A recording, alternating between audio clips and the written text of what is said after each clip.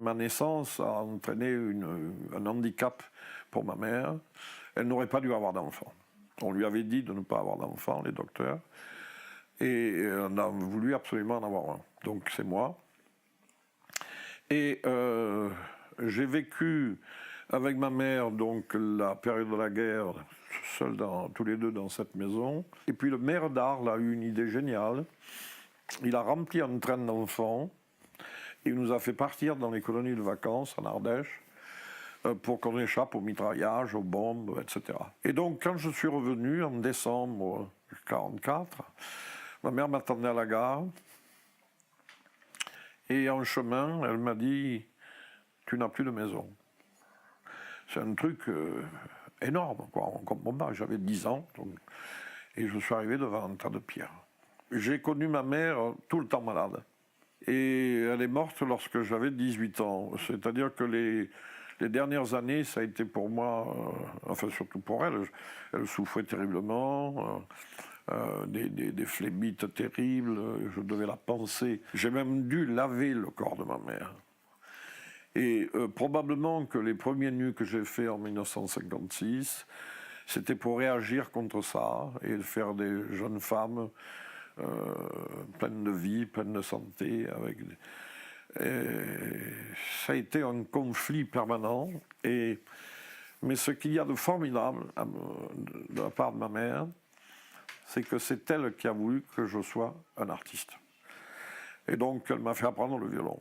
Mon professeur de violon, qui entre parenthèses était une dame très pulpeuse, avec un décolleté très généreux, si bien que je me suis souvent posé la question après, est-ce que j'y allais pour le décolleté ou pour le violon? J'ai massacré pendant 2 ou 3 ans les 6 sonates de Bach, mais c'est là où j'ai tout appris. Je pense que j'ai appris énormément avec ces sonates parce que l'écriture de Bach, la construction de Bach m'a appris ce que c'était une construction, d'aller de A à Z. Voilà. Et un jour, on m'invite à faire une émission de radio à Marseille. Ma mère était à l'hôpital. Et je vais lui dire, je vais vite faire cette émission, mais dès que c'est fini, je reviens te voir. Et je dis à la femme de salle, mettez la radio à côté de ma mère, sur la table de nuit, et branchez-la pour le moment de l'émission. Je lui ai donné l'heure et le truc. Et donc je suis parti enregistrer. Et dès que je suis revenu, j'ai foncé à l'hôpital. Et là, la femme de salle m'a accueilli, elle m'a dit, écoutez, votre mère vous a entendu, elle est entrée dans le coma.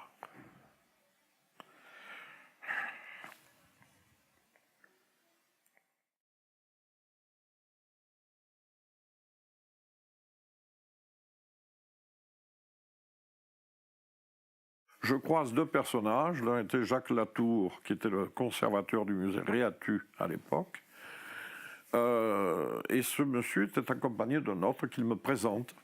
Il me dit, je te présente Isis, photographe, qui veut te parler. Je ne savais pas qui était Isis à l'époque. Et Isis me dit une chose très simple, et merci Isis. Il me dit, jeune homme, j'étais hier soir à la soirée du photoclub. Pourquoi il était là, ça c'est un truc mystérieux. Peut-être qu'il était l'invité d'honneur d'ailleurs, je n'ai jamais su ça. Et il me dit, je ne sais pas où vous voulez en venir, mais je vous supplie de continuer la photographie. Alors merci à Isis, donc je reposais le violon, j'ai repris l'appareil photographique. Pour Pâques 1953, au cours de la feria,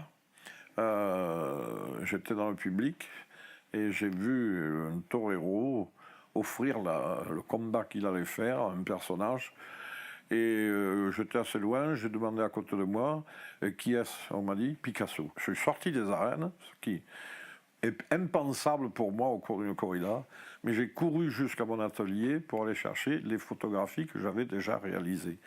Je n'avais pas 19 ans, j'avais 1 an de photographie derrière moi, et j'ai attendu à la porte de sortie Picasso. Je lui ai mis les photos sous le nez, et il a eu ce mot merveilleux, il m'a dit « je voudrais en voir d'autres ». Alors je lui ai dit « signez-moi une ». Et cette photo, elle est là, au-dessus. Elle est éternellement dans mon atelier. C'est pas la meilleure photo de moi, mais c'est la plus chère puisqu'elle est signée par Picasso. Et il n'arrivait jamais à écrire mon nom. Le clerc, là, G, c'était difficile. Et le 4 novembre 1955, j'allais chez Picasso, c'est-à-dire 2 ans après l'avoir rencontré à Arles, je suis allé à Cannes, dans cette mythique villa appelée La Californie, dans le quartier de la Californie. C'était déjà toute une histoire. J'ai sonné, un type est venu, il a ouvert en gardant la porte derrière lui. Et il m'a dit, oh, Picasso, tout le monde veut le voir, écoutez, il est fatigué. Alors, bon, j'ai dit, écoutez, moi j'ai envoyé des photos et je n'ai pas de réponse et c'est les seules photos que j'ai, alors je voudrais les récupérer. Et dites votre nom, alors j'ai épelé mon nom, le type a refermé la porte et il est parti.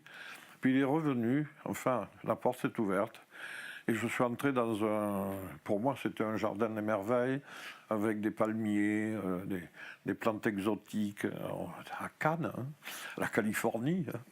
Et il y avait une charmante dame, là, je sais plus tard que c'était Jacqueline, et qui m'a dit, Picasso vous attend à 2h30, il serait heureux de vous voir. Et là, je ne sais pas si c'est la pluie, mais je pense que j'ai un peu pleuré quand même. Et je suis donc revenu à 2h30, et là, il m'a dit, tu fais ce que tu veux.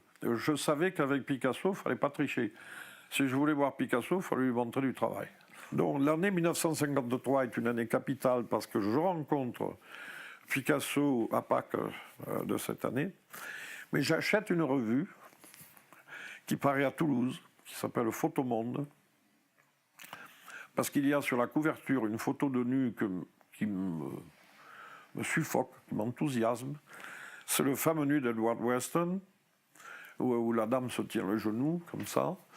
Et à l'intérieur, il y a d'autres photos, bien sûr, mais c'est un numéro extraordinaire, parce que non seulement il y a Weston, mais il y a les premières photos de Bourdin et un portfolio sur Brassailles. Donc à 19 ans, la photo me venait dessus grâce à cette revue, qui était luxueuse, un peu, qui était très bien faite, papier glacé, enfin, il n'y avait rien à cette époque-là. Donc ça a été un choc capital. Bach, Picasso, Weston, voilà mon trio.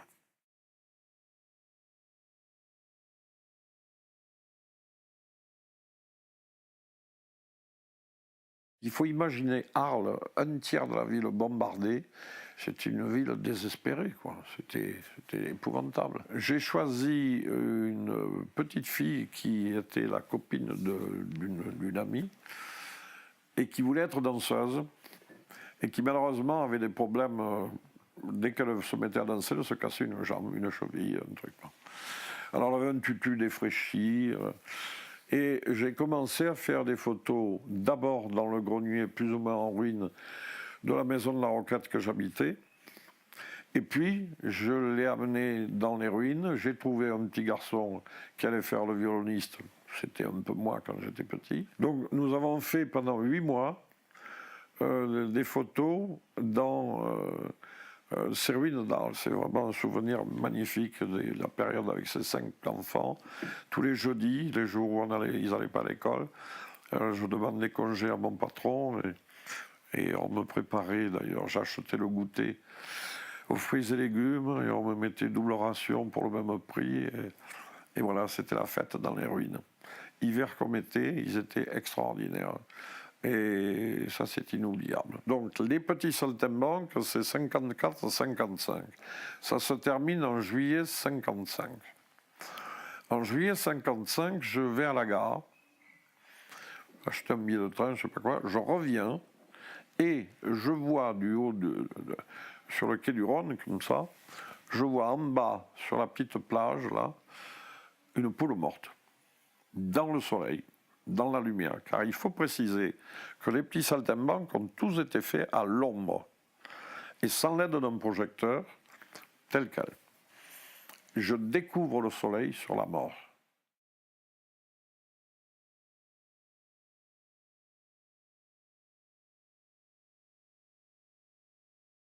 J'étais donc début 1956, en janvier. J'avais écrit à Cocteau pour lui demander de l'aide, comme on fait quand on est jeune et qu'on est vraiment accrocheur. Et alors ses réponses étaient assez évasives, mais comme c'est Picasso qui m'avait dit, écris-lui, il m'a dit, il me répond, je déteste ne pas faire plaisir à Picasso. Alors ça m'avait mis en rage parce que je dis, bon, Picasso c'est bien beau, mais il y a moi, c'est mes photos. Alors bon, je décide d'y aller. Cocteau était la générosité absolue.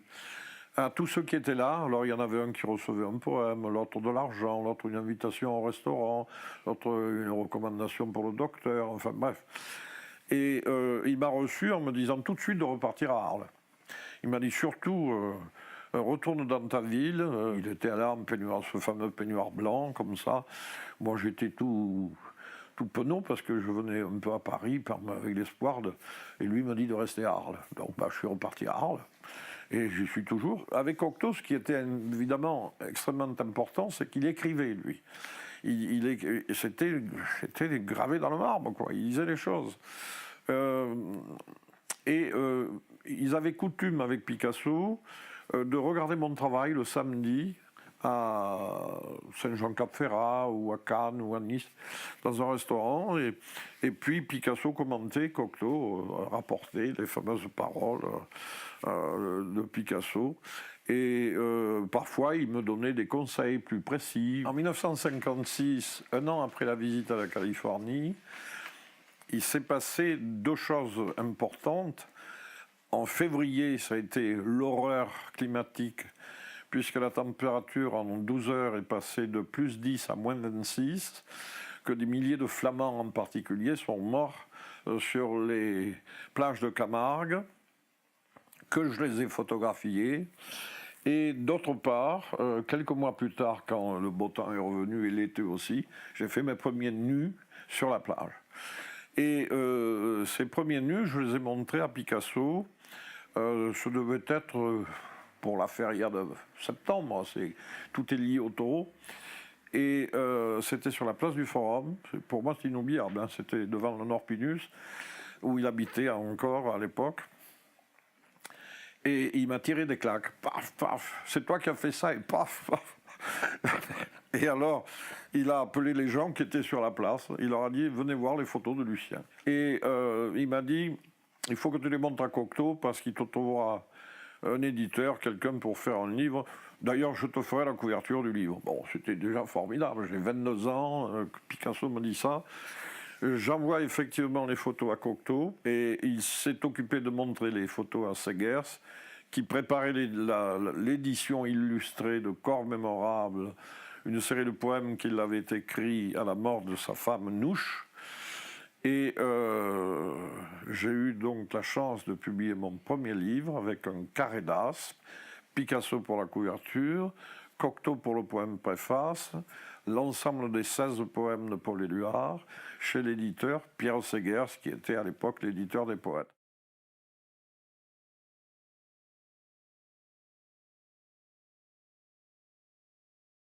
Il y avait à Arles un disquaire, rue de l'Hôtel de Ville, qui était un collectionneur de disques de jazz. Je crois même un des plus fameux en France. Un jour, il me téléphone, il me dit, écoute, voilà, la maison Vogue Contrepoint veut faire un disque de musique ethnologique sur les gitans d'aujourd'hui.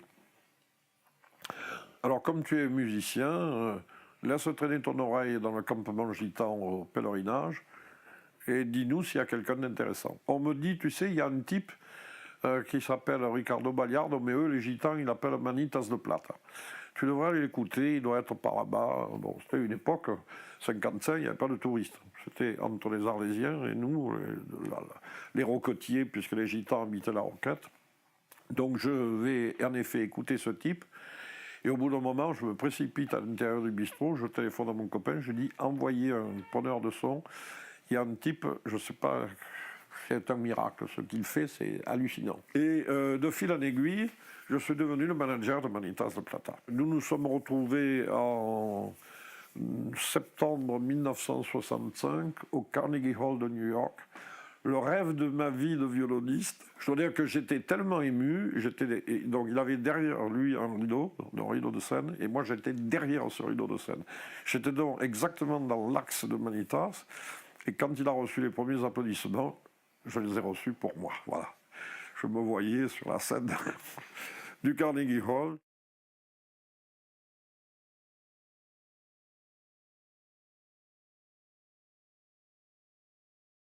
Ma première exposition est à Paris. La deuxième, et qui est la plus importante, a lieu à Zurich, au Kunstgewerbemuseum, c'est-à-dire au Musée des Arts et Métiers. J'expose, et en même temps que moi, Steichen présente Family of Man. Donc lui, il est à l'étage noble, moi je suis en dessous, à la cave. L'amusant de l'histoire, c'est que j'avais présenté que des 50-60. On venait me demander le nom de mon agrandisseur. Et là, je n'étais incapable de leur dire, car mon agrandisseur, c'était une caisse d'orange, au-dessus de laquelle j'avais fait un trou, posé un appareil photo que j'avais ouvert. Entre deux plaques de verre, il y avait mon négatif, et j'avais fait les agrandissements. Et une boîte de poivre qui venait du fond du magasin de ma mère, dans lequel il y avait une ampoule. Et j'ai tiré les 50-60 avec ça, et les types, ils faisaient des yeux comme ça, ils me disaient, mais quel est le nom de votre agrandisseur ? Ça, c'était quand même pas mal. Et donc, Steichen est venu, ou son assistant, je ne sais pas. Résultat, c'est que 3 mois après, je recevais une lettre me disant « j'achète 10 photos pour le mouvement ». Alors là, évidemment, pour moi, c'était l'absolue révélation. Donc, ça devait être au début 59, ça.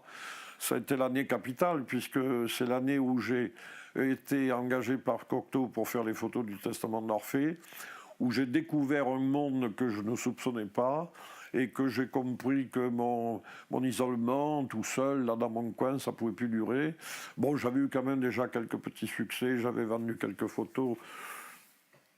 La première que j'avais vendue, mon père avait dit d'ailleurs, il est bien couillon celui qui a payé un tel prix pour ta photo, ce qui m'a encouragé à me battre encore plus, à lui prouver que j'étais plus que ce qu'il croyait. Et 2 ans après, Steichen m'a envoyé l'invitation officielle. Je vous invite à exposer dans ma série qui s'appelait Diogenes with a Camera. C'était la 5e.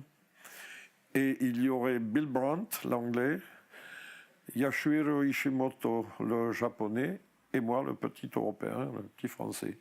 J'étais le plus jeune de la bande. Moi, j'allais à New York,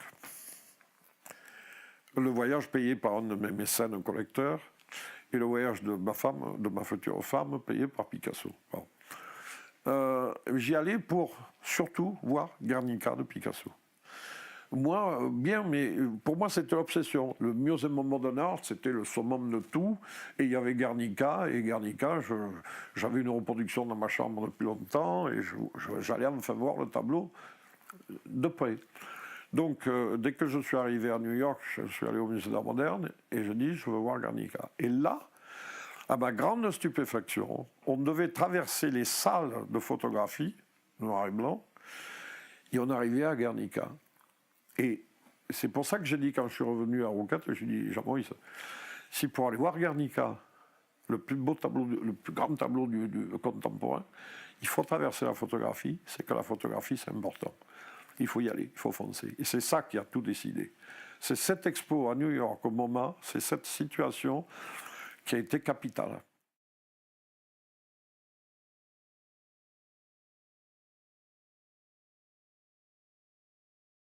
Il faut rendre un vibrant hommage à Jean-Maurice Rouquette. Jean-Maurice Rouquette, conservateur du musée Réatu, a eu un réflexe professionnel, alors qu'il n'était pas destiné à une carrière de conservateur de musée. Quand je lui ai dit, parce que dès qu'il a pris le musée, je lui ai dit, tu vas mettre la photo dans le musée. On va faire une expo de photographes. On a fait, la première expo, c'est Doisneau, Vigneault qui était le patron de Doisneau, et Cartier, je crois, les 3. Et donc, ça voulait dire décrocher la peinture pour accrocher la photo. Et donc, je dis à Jean-Maurice, il faut au moins que tu nous consacres une salle pour la photo. Il m'a dit, oui, mais pour la photo, il faut en avoir, il faut une collection. On n'en a pas. Et bien, je lui ai dit, on va écrire.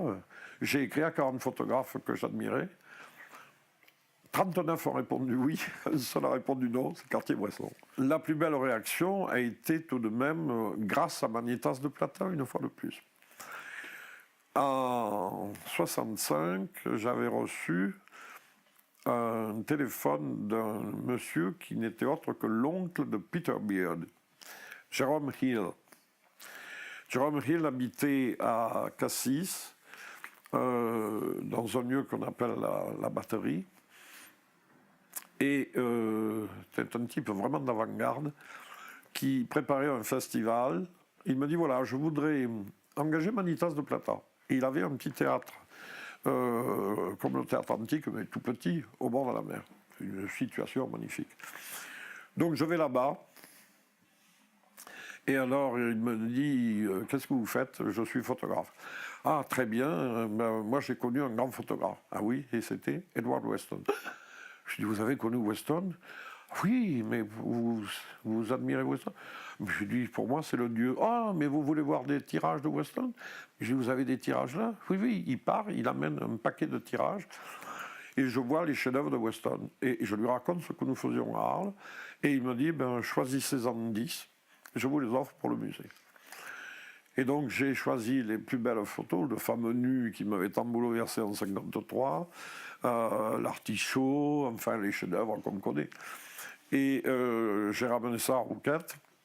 Et lorsque nous avons fait la première exposition des rencontres, enfin qui était le début des rencontres, j'ai dit on fait Weston. Et donc j'ai appelé Jérôme et je lui ai dit Jérôme, est-ce que vous nous passeriez les autres photos? Et il nous les a passées. On a tout exposé. Plus 2 ou 3 photos annexes de, je ne sais plus si Jack Wellpott ou Judy avait fait le portrait de Weston à Point-le-Boss, etc. Et Jérôme Hill meurt, et tout est resté chez nous. Ça, c'était vraiment comme ça dans les années 65, lorsque le maire d'Arles a accepté que le 2e étage du Réatu soit consacré à la photo.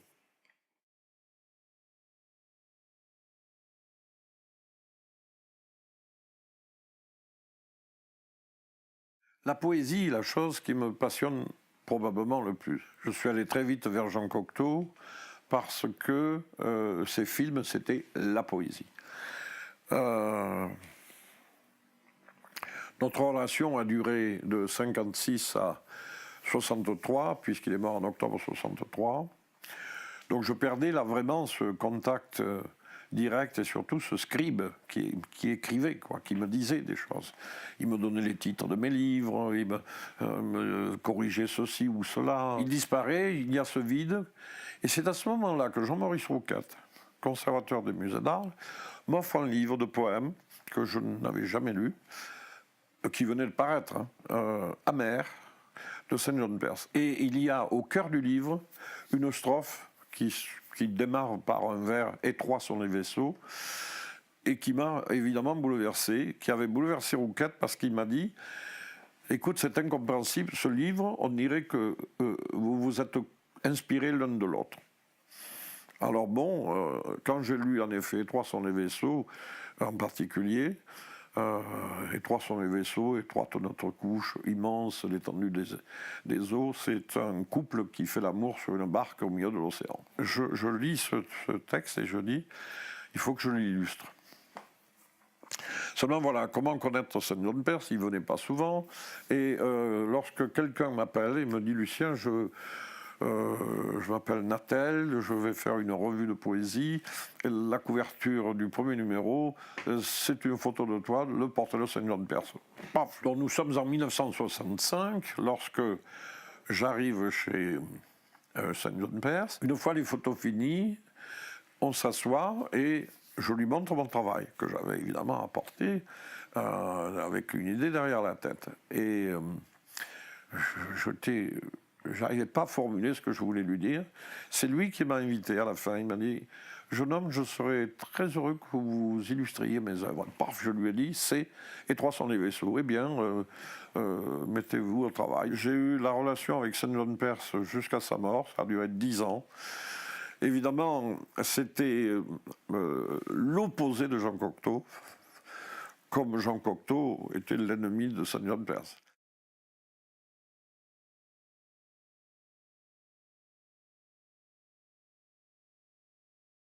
j'ai fait un peu les tournées de Manitas et je rencontrais des gens et nous étions déjà dans la mouvance, pas encore des rencontres, mais surtout de constituer la collection du musée Réatu de photographie, parce que je tapais les photographes évidemment, puisqu'à cette époque-là on ne pensait pas trop vendre. Il faut bien dire ce qui est, c'est que les photographes étaient généreux et donnaient généreusement. Et puis dès que nous avons commencé les rencontres, donc j'ai attaqué et je me servais de ces voyages pour rendre visite aux photographes et les convaincre de venir. Alors il y a eu en 1972, surtout, le moment crucial, Manitas de Plata était engagé en Australie et donc je regarde le globe terrestre et je m'aperçois que partir à l'ouest ou à l'est, c'était pareil. Je me suis dit, moi je vais faire le tour du monde. Et donc, comme ça, je pourrais voir plusieurs photographes un peu partout. Je suis arrivé donc à San Francisco, où j'étais accueilli par deux photographes qui étaient Jack Wellpont, qui est mort depuis, et Julie Dater, qui est toujours vivante. Et je leur ai raconté ce qui se passait. Et d'ailleurs, je me souviens de grandes discussions chez eux, je crois que c'était à Palo Alto. Et on s'engueulait vraiment parce que c'était la religion du contact, de la petite photo comme ça. Et je leur disais, vous n'avez pas compris que tant que vous faites des formats comme ça, on ne vous appréciera pas. Parce que vous êtes exposé où? Vous êtes exposé dans les musées, mais dans les couloirs qui vont aux chiottes. Alors les gens, ils ont envie de pisser, ils passent à toute vitesse, ils ne voient même pas vos photos. Il faut des grands trucs là, il faut y aller. Je leur dis, écoutez, vous m'amenez à Pointe-aux-Boss, je veux voir les rochers de Weston. Et je dis surtout, je voudrais rencontrer Ansel Adams. Et ils me disent, eh ben pour ton truc là, il faut faire un workshop avec Ansel Adams. Je dis, allons-y, mais c'est quoi un workshop? Donc je me suis fait expliquer ce qu'était un workshop. C'était incroyable, quoi, quand on y pense, 72.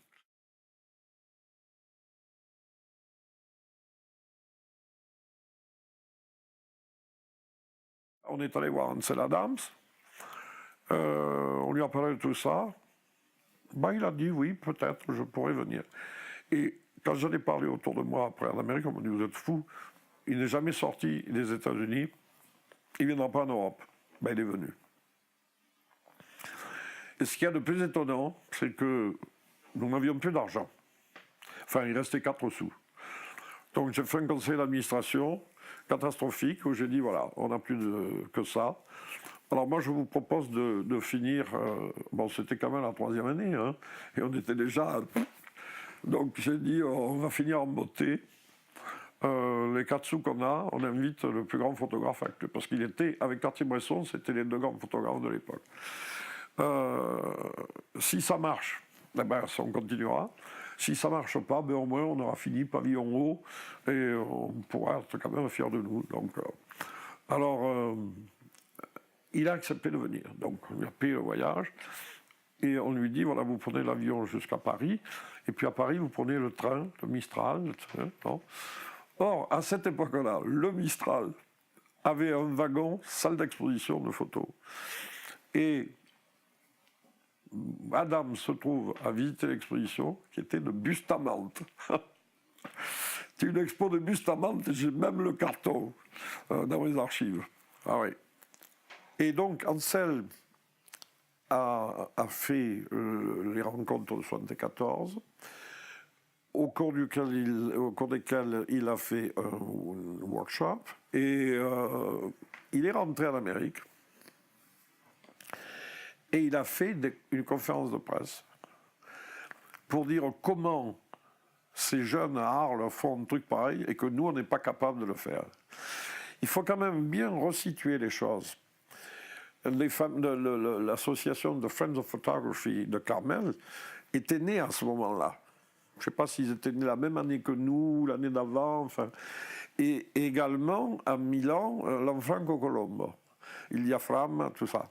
C'était un mouvement qui était quand même dans le monde, il y avait un frémissement, quoi. Et par conséquent, et d'ailleurs, je crois que je ne sais pas si c'est pas la galerie de Witkin qui est née à ce moment-là également à New York. Donc il y a eu là vraiment quelque chose dont on a fait partie et bon, ben, j'en suis quand même vachement fier.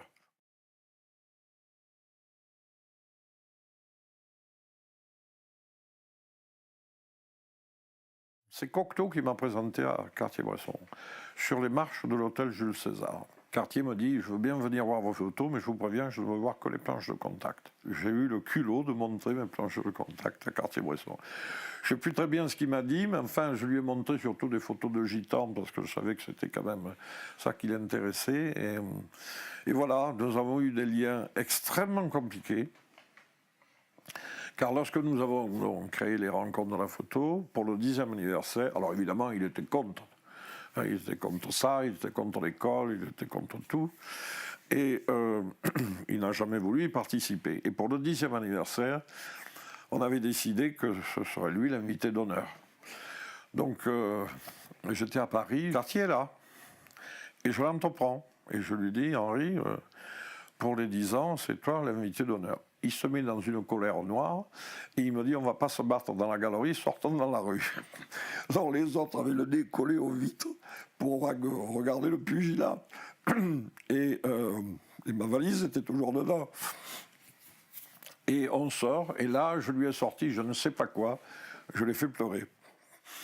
Alors bon, on est rentré et il a dit à Lemani, bon, le fonds que je vous ai donné, vous le prêterez à Clergue pour son expo.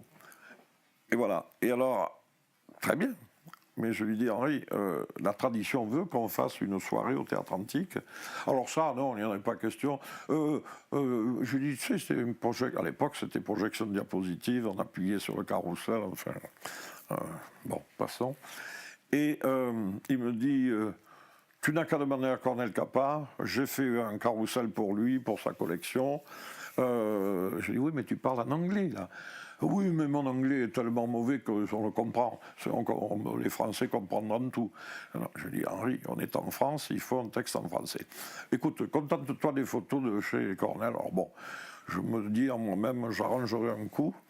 Et effectivement, je mets Alain de Vergne, qui était devenu à cette époque-là le directeur des rencontres, et Maryse Cordès.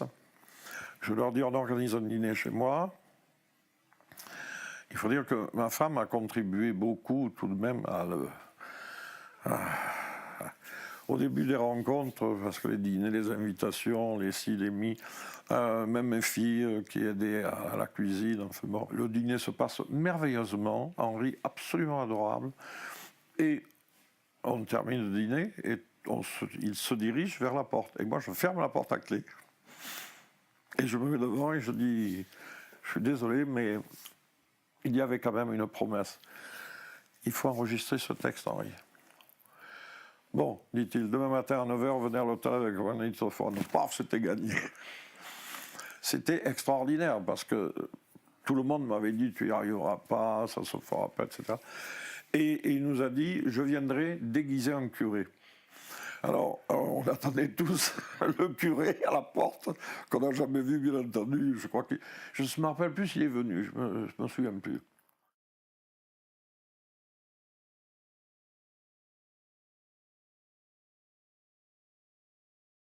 Une étudiante qui était canadienne, mais qui vivait en Suisse, me dit un jour, voilà, je t'invite à passer des vacances dans le chalet que je loue à Saanen, près de Gstaad. On venait de m'offrir mon premier Polaroid SX70, celui qui tire la langue, et je me suis dit, ça c'est un gadget, c'est pas un appareil photo. Bon. Alors très bien, et la première chose dès que nous arrivons, elle nous fait faire le tour de la maison, et je vois une plaque sur le mur qui dit, en allemand, mais je comprends, ici, en août 1939, Paul et Maya Sacher ont invité Béla Bartók, qui a composé le 6e quatuor à cordes et le Divertimento pour cordes. Le violoniste se met à vibrer, mes filles qui jouent du piano, nous entrons dans la maison, nous voyons le piano sur lequel Béla Bartók a composé, Et le lendemain matin, lorsque j'ouvre les volets, je vois dans le pré une voiture rouge cassée. Bon, il y avait un garagiste pas loin. Je me dis, tiens, je vais essayer cette espèce de gadget, la Polaroid. Je vais photographier cette bagnole. Là. Naturellement, j'envoie ma femme toutes les 2 heures acheter des packs de SX70 à Axtad. Et au bout de 3 jours, j'ai un corpus énorme. Et je décide de faire une suite rouge en hommage à Béla Bartók. Et à ce moment-là, j'appelle Maya Sacher. Et au bout d'un moment, Maya Sacher me dit qu'est-ce que vous voulez faire de ça? Eh bien, je dis je serai d'accord pour la vendre. Et je lui vends un très bon prix. Et elle m'a dit ce sera un très beau cadeau pour les 70 ans de Paul Sacher. Donc ces Polaroids ont joué un rôle. Alors, il faut dire qu'à cette époque-là, c'était le moment où David Hockney était en train de mettre un coup de pied dans la fourmilière en nous ridiculisant tous avec son Polaroid. Il faisait des composites fantastiques qui nous ont tous renversés, évidemment. Une maîtrise de cet outil qui était hallucinante.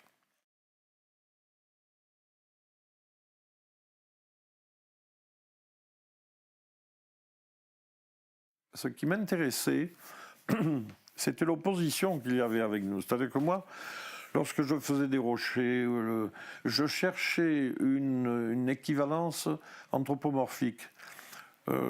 C'était un personnage, c'était un visage, c'était ci, c'était ça.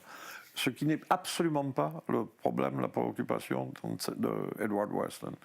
Weston, c'est la lumière, la composition stricte, mais d'une force qui vous renverse. Voilà. Il n'a pas eu à mon avis, il n'a pas eu d'équivalent encore. En 2021, Edward Weston quitte la Californie avec Tina.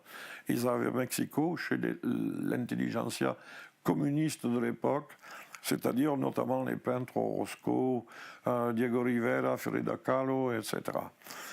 Et au même moment, la même année, sur la côte ouest, un type qui va s'appeler Man Ray part de Philadelphie rejoindre l'intelligentsia française, dominée par Breton, mais avec Max Ernst, Paul Éluard et compagnie. Ces 2 types vont changer l'histoire de la photographie, le cours de la photographie. Parce que Weston, qui faisait, il ne faut pas l'oublier à cette époque-là, des photos de flou artistique, il va revenir à Carmel, il va détruire les films, les négatifs des photos flou artistiques, et là, il fait les artichauts, et c'est ces photographies qui sont désormais au musée Réatu et qui étaient dans la collection de Jérôme Hill. Man Ray, lui, il fait exactement le contraire, puisqu'il ne va pas se servir de la caméra. Il va poser des objets sur le papier photographique dans la chambre noire et faire des contacts directs. Et ces 2-là vont enfin dégager la photographie de l'espèce de poids de la peinture, d'un tas de trucs qui étaient derrière eux, et ils vont ouvrir la voie royale à la photographie. Il faut vraiment leur rendre un grand hommage.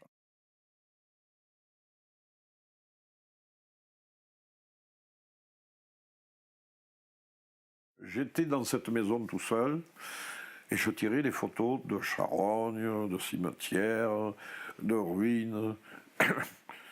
Et les copains, petit à petit, disparaissaient, quoi, parce que venir chez moi, c'était pas venir boire un coup et rigoler avec une fille ou autre, c'était voir des photos de charognes et de trucs.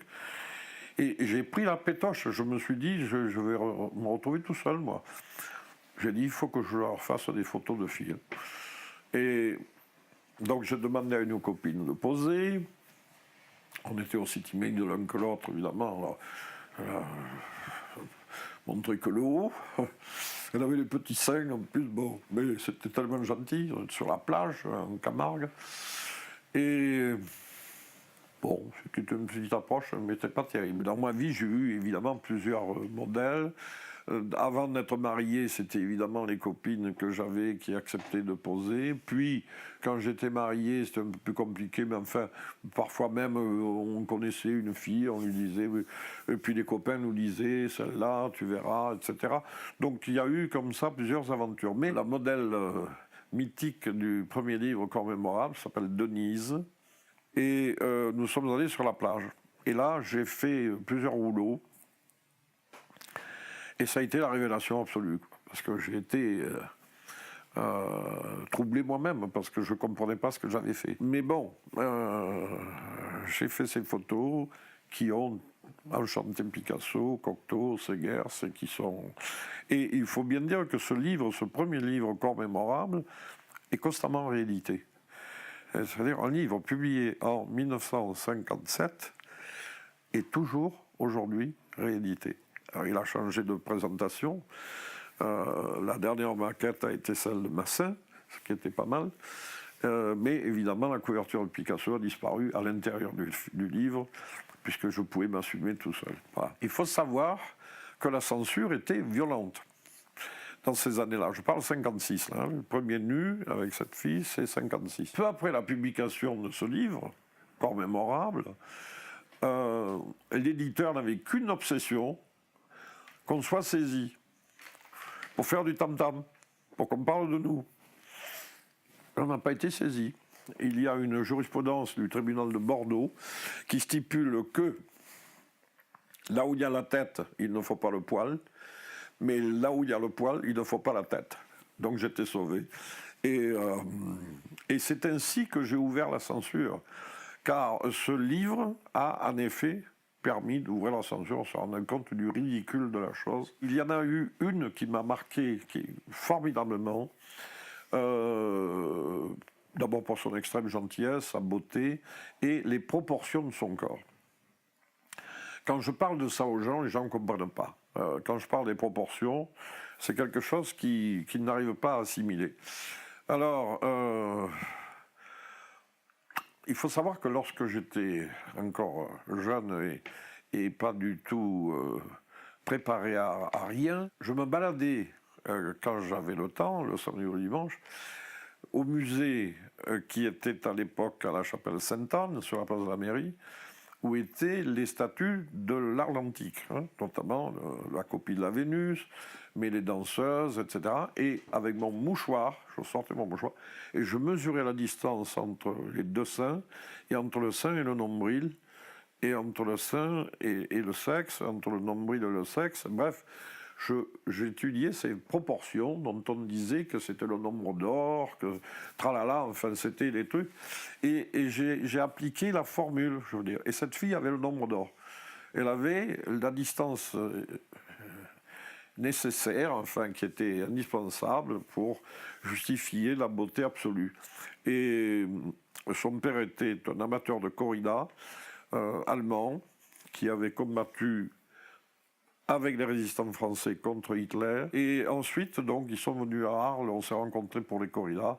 Je lui ai demandé de poser, elle a posé, et ça a été la révélation, c'est la couverture donnée de la vague. Là, j'ai vraiment un chapitre très long, elle a posé en 62 et en 66, 2 étés comme ça, avec une générosité, une patience infinie, parce que il faut savoir que pour les modèles, c'est pas marrant d'être dans l'eau comme ça, même en été, bon, c'est pas toujours drôle. Voilà. Mais elle l'a fait très bien. Il y a eu ensuite la fille du photographe, coiffeur, Wally. D'abord, c'est un personnage. Wally, à l'époque, les journalistes de France Culture venaient l'interviewer pour des émissions. Parce qu'elle avait une répartie, une analyse des choses. Alors, fantastique. Bon, il faut dire qu'elle était liée avec Christian Lacroix, tout ça. Elle était dans son milieu très, très bouillonnante, quoi. Elle lisait, elle voyait des films. Bon, c'était vachement dans le coup. Et elle avait, elle aussi, des proportions un peu excessives, mais que j'adorais. Parce que, encore une fois, en réaction au corps de ma mère décharné que j'avais connu, moi j'avais besoin d'une plénitude, d'une profusion de dessins volumineux et généreux, quoi. Voilà, un corps généreux. Et alors c'était une époque où les filles ne se rasaient pas, fort heureusement, donc les toisons étaient fort belles. Et voilà, là, avec elle j'ai fait beaucoup de travail. Et je suis allé à Los Angeles dans les années 80, au début des années 80, tout début en 80. Et j'ai donné une conférence dans ce fameux building, là, le Blue Monster, je ne sais pas, quelque chose comme ça. Et à la fin, il y a les gens qui viennent me féliciter, parmi eux, une ravissante noire. Et moi, je ne perdais jamais le nord, évidemment, je l'ai bien regardé. Je lui ai dit, est-ce que vous avez déjà posé? Non. Est-ce que ça vous ferait plaisir de poser pour moi? Pourquoi pas? Et donc, on a travaillé ensemble avec une copine à elle qui avait une voiture qui nous a conduits. Et on a commencé à faire des photos et j'ai pu lui en faire dans le désert de la vallée de la mort. Je ne sais pas, il y avait quelque chose qui se passait. Il faut savoir aussi que je faisais des photographies en couleur et que la peau d'une noire, c'est beaucoup plus beau en couleur que la peau d'une blanche parce que les blancs, nous sommes roses. Et c'est un peu la modèle de Los Angeles s'appelle, toujours vivante, fort heureusement, Vicky. Et comme j'ai eu à une période une autre Vicky, mais blanche, donc c'est Vicky la noire et Vicky la blanche. Voilà. Au début des années 90, j'ai eu une stagiaire, jeune, 18 ans, qui venait d'une école d'art de Marseille. Et très dynamique, mais là encore, très pulpeuse, et bon, avec sa fraîcheur de 18 ans, qui est très troublante, bien sûr. Mais bon, elle avait 18 ans, enfin, elle avait, je crois, pas tout à fait même 18 ans, elle n'était pas encore majeure, donc... et j'ai attendu, puis je lui ai demandé de poser pour moi. Et là a commencé une aventure qui a duré pas mal d'années, où je l'ai photographié dans des... Je l'amenais avec moi pour des workshops, pour être sûr d'avoir un modèle de qualité. Et ça l'a gêné pas trop de poser pour les autres étudiants, mais enfin, c'était pas ce qu'il a réussi aussi le plus. Mais enfin, elle a été formidablement patiente et gentille, on a fait beaucoup de travail. C'était un peu une Voili numéro 2, mais un peu moins volumineuse peut-être. Et en tout cas, passionnée d'art, donc elle comprenait très bien ce que je faisais. Et elle a été une collaboratrice absolument fantastique. Et j'ai même fait une exposition uniquement sur elle en Italie, que j'ai intitulée Histoire d'A, car elle s'appelle Agnès. Et j'ai commencé avec elle un travail sur les surimpressions en couleur de nus et tableaux de musée. Alors,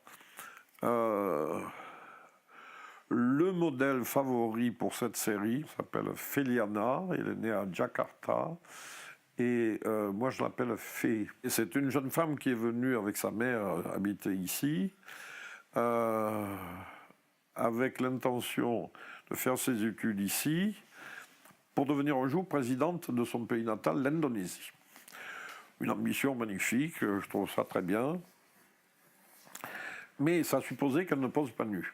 Alors, le jeu consiste à la photographier en couleur, en sous-exposant, et en gardant le film non développé, en mentionnant que tout le film est fait horizontal ou tout vertical, avec tel ou tel fond, savoir un peu où je me situe, mais sans plus. Et puis j'oublie, c'est-à-dire que, bon, ce film-là, je le mets au frigo ou à côté, et puis 3 mois après, 6 mois après, je vais dans un musée et je remets le film et on repart. Alors il y a la petite astuce, le petit repère, bon ça c'est les détails techniques, et on a parfois des résultats hallucinants, quoi. Un modèle important, c'est Lys Elizabeth. À New York,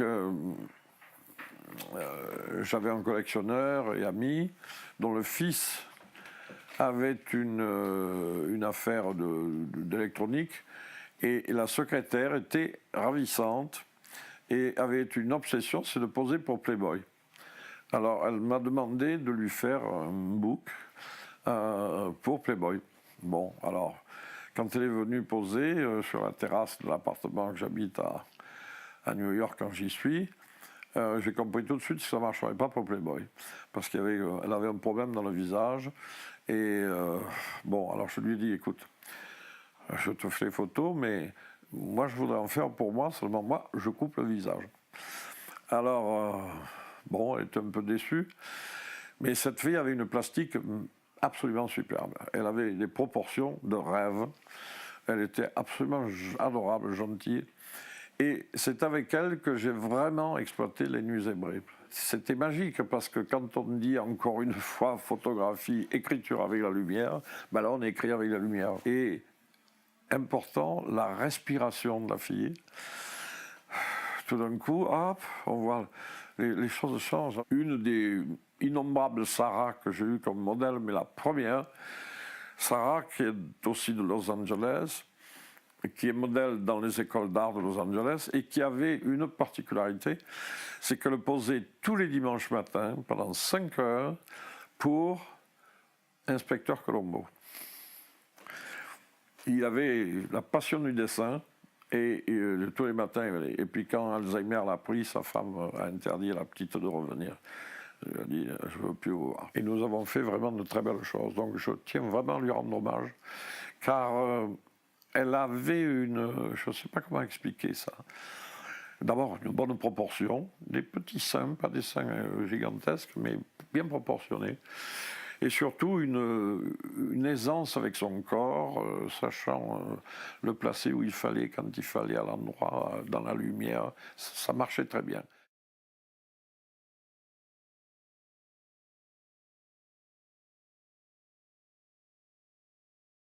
Les rencontres de la photographie, c'était quand même un creuset de jeunes femmes, secrétaires et autres, qui étaient fantastiques, parce que je crois qu'à cette époque-là, on ne devait pas payer magnifiquement, mais bon, et on n'avait pas de moyens pour rien, enfin bref. Mais il y avait la joie de faire des choses et de rencontrer des gens que, évidemment, tous ces photographes que j'avais pu faire venir au début des États-Unis, c'était assez surprenant. Un beau jour, je leur ai dit, venez à la maison et on va faire des photos. Donc avec des filles, on a fait ça, et surtout, on est allé à la plage.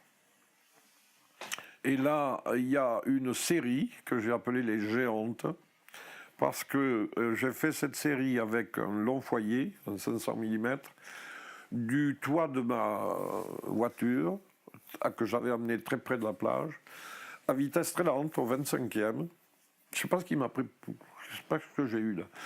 Et j'ai mis 3 filles, et parfois Fred au milieu. On n'a pas que ses fesses, évidemment. Bon. Et donc elles sont 3, dans un contre-jour, comme toujours avec moi. Et il y a un rouleau, mais c'est probablement le rouleau qui a eu le plus de succès de toute ma carrière, quoi. Toutes ces photos sont bonnes et ont été exposées, vendues, montrées, publiées. Enfin, c'est une histoire extraordinaire. Donc, je dois vraiment un grand merci à l'équipe des rencontres, à leur patience, à leur gentillesse. La série des Géantes a été faite en 1978, en été au bord de la plage à San Giro, et les filles qui ont posé, en particulier Marie-Jo, Evelyne, une Espagnole qui est Benny, Fred, l'homme, et voilà, c'est une période formidable.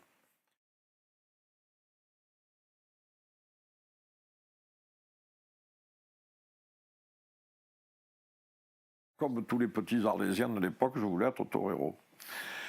Fort heureusement, j'étais myope, donc ça a été la bonne excuse. Je ne pouvais pas me mettre sérieusement devant un taureau. S'il me faisait renverser, qu'il casse mes lunettes, j'étais foutu. Donc,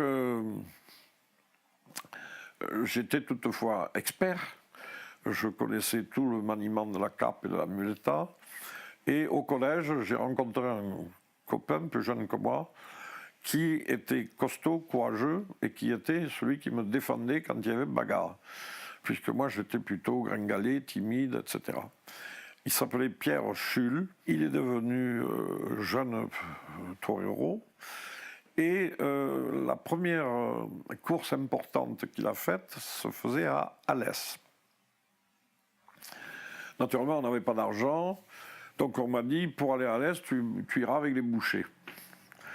Et les bouchers, c'était une camionnette avec seulement 2 places devant. Donc on m'a dit, tu montes derrière. Bon, à l'aller, ça va, mais au retour. les deux têtes des taureaux morts dans chaque virage qui me venait dessus comme ça et qui repartaient, un cauchemar. Le voyage d'Alès a duré 1h30, ça a été 1h30 de cauchemar. Et c'est ainsi que j'ai commencé à photographier les taureaux morts.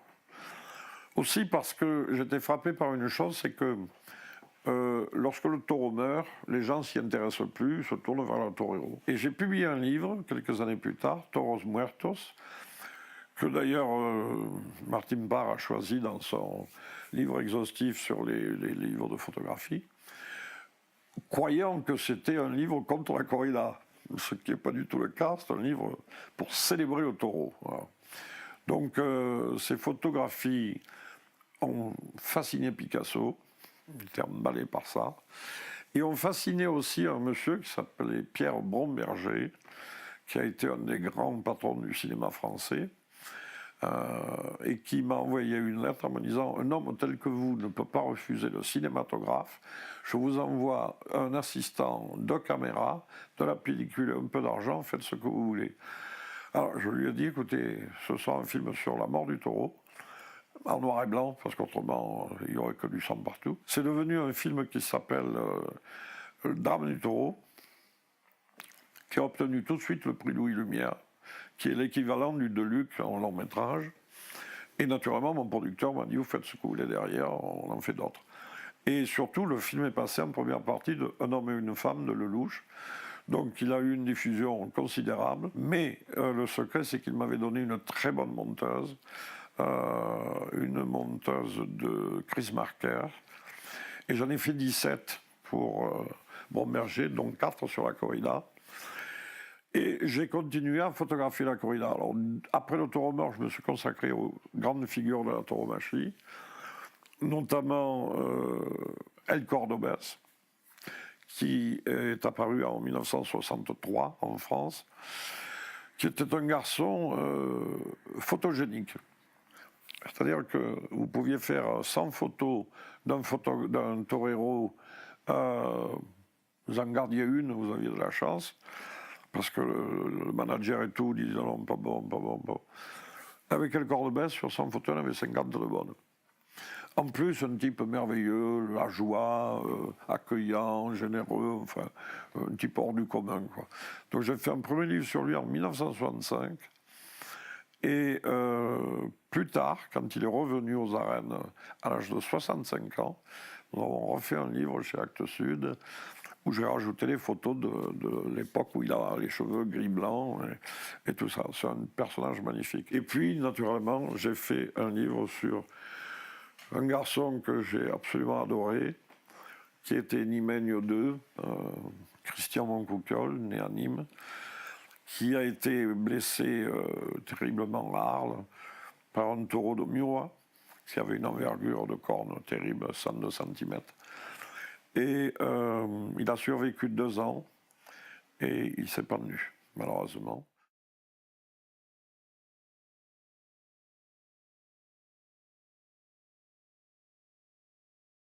J'ai appelé ma thèse « Langage des sables » avec 4 lignes de texte, mais c'était les photos qui comptaient. Le jury était composé de Roland Barthes, Raymond Jean, l'écrivain, un chimiste, un prof de chimie, et Alain Desvergnes, comme expert. Et quand Barthes est venu pour prononcer l'antithèse, il a dit « Vous nous avez posé un problème, parce que nous ne pouvons pas vous répondre dans votre langage, mais nous savons depuis Claude Lévi-Strauss que tout classement est un discours, et nous le prendrons comme tel. » Une pirouette magnifique.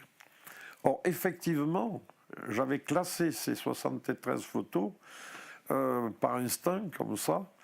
Toujours cette fameuse construction, toujours ce fameux mot de Saint John Perse, œuvre d'auteur et construit de A à Z. Et j'ai insisté à l'époque, parce que quand Raymond Jean m'a dit de soutenir une thèse pour avoir le droit d'enseigner, puisque j'enseignais de manière tout à fait comme ça empirique et instinctive, au bout de 3 cours, il m'a dit « Dehors, tu n'as pas de diplôme ». Il m'a dit « Tu dois présenter une thèse ». Je n'ai pas passé le bac, donc je sais tout juste lire et écrire, mais j'ai un moyen d'expression, c'est la photo. Et la photo, elle peut dire des choses. Et c'est avec la photo que je le dirai.